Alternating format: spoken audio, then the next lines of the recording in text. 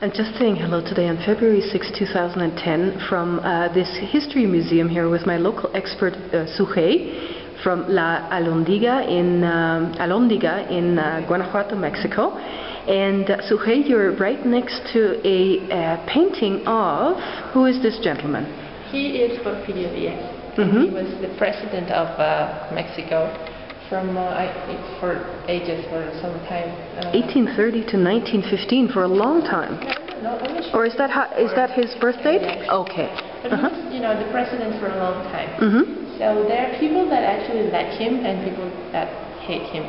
It's a very separate opinions. He brought a lot of development to the country, but also, fail and put in jeopardy some of the wellness or the things that they were in the country. But specifically in Guanajuato, he bought the Teatro Juárez. He built it, and also the market that actually looks like a train station. Oh yeah? It's never been a train station.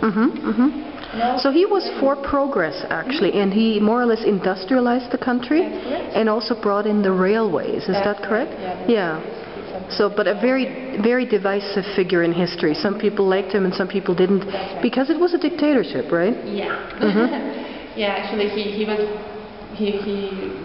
buried in France. Actually, so because to be away from from any kind of trouble. So he escaped basically, probably. Kind of. Yeah. Okay. All right. So here we see different images of that era, sort of the second part of the 1800s, and you can see some of the industries going on, ironsmithing.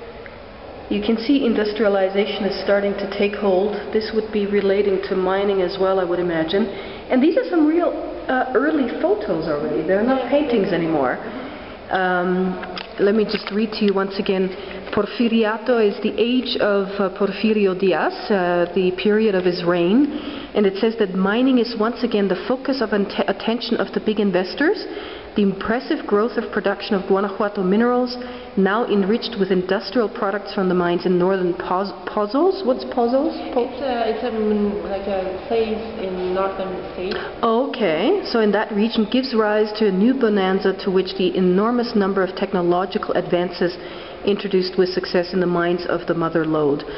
Because Guanajuato, from what I understand, I was reading that it actually had the richest silver mine pretty much in all of the Americas. That's right. Once we were the richest place in Americas, extracting silver and gold. Exactly. And silver is still being mined today. That's right. But gold mining, less, on a much smaller scale.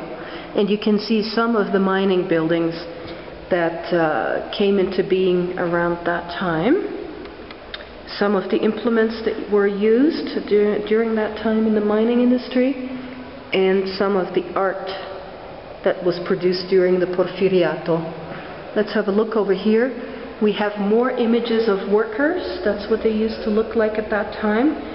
And this would be a painting of some of the processes of mining, I would imagine. You see the miners here at the bottom, climbing up some stairs. And up here, I guess the rock would be crushed. And on the right-hand side, you actually see an image, a religious image of people praying to Jesus. So very interesting. These are 5 peso bills from the Bank of Guanajuato, issued in December of 1903. And what is this here? We see barrels, different containers, scales. Monetary system, yeah, sistema monetario. Very interesting. So you can see early industrialization is taking hold in Guanajuato. Here are more pictures from that time. The railways came to Guanajuato on the 26th of November of 1882. And these are some early images of the railways. Does Guanajuato still have rail transport? No anymore. Not anymore. So you can see some of these historic images of the railways that arrived in central Mexico. Over here we have, what is this here? Let me see what this is. fellows on horses. Are these charros or no? No, they have to do with the people that own the land. Yeah, it's mainly farm workers, basically. Yeah. Okay. This is cuernos para pólvora de cuerno de res. So this would be what? Cow horns? Yeah. And used for what purpose? Powder inside. What type of gunpowder? Okay. So these would be some of the typical implements that were used. These are some... espuelas, I guess is for the spurs? Yeah, or whatever you put on the horse to put your foot in, right? That's what that is? Actually you put it on your boot. Oh, it's on the boot. The heel, and then you will do like with this thing. Oh, okay. Let's see. You will hit the horse? The horse, yeah. Oh, the poor thing. Yeah, I know. Okay. Freno. This is basically the to pull his. This is to pull the horse's head, and I know there is a word for that in English, but I can't think of it right now. We have more images here of Mexican families of that era, which is always very interesting, obviously, as photography first arose in the 1800s. You see some images of the dresses, obviously very ornate dresses and formal attire. Victorian influences here, as you can see, and images from the early times of photography in Mexico. Beautiful pictures, actually. Lovely portraits of some of the locals here in Guanajuato.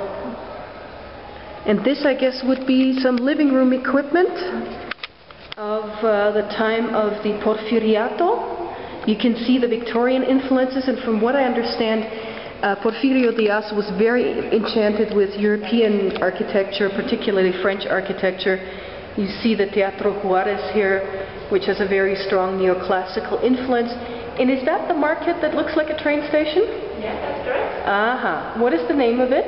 Mercado Hidalgo. Mercado Hidalgo, right. And you can obviously see that social life around that time was very, very formal. People dressed up in formal suits and beautiful dresses. And here you see some scenes of daily life with some of the tunnels of Guanajuato that were already in existence at that time. And here there are some more images of Mexico during the Porfirian times. Dam buildings, different types of monuments, obviously the Teatro Juarez, different types of images. And this looks like, was that an earthquake? It wasn't a flood. It was a flood, yeah. Okay, do we know roughly when that was? 1905. That was one of the most very destructive. Yeah. You can see that was very, very... okay. Now, this is a fragment of a mural by Diego Rivera. A dream of a summer afternoon or something in the Alameda Central, and I've seen that picture in Mexico City actually. And it's typical, the veneration of death as represented by this figure here. La Catrina, exactly. And Porfirio Diaz, I guess, did a lot of things to embellish cities. That's correct, yeah. What does it say here? Beginning in 1910, the Guanajuatense middle classes and the urban workers actively participate in the anti-re-election struggles, creating a multitude of clubs and parties that adhere to Francisco I Madero's candidacy for the presidency and unleash a battle for the governorship of the state. This political and ideological activity is energized by the visit of Madero to the city of Guanajuato in April of 1910, when the candidate is received by numerous jubilant supporters. Do you know who this Francisco Madero was?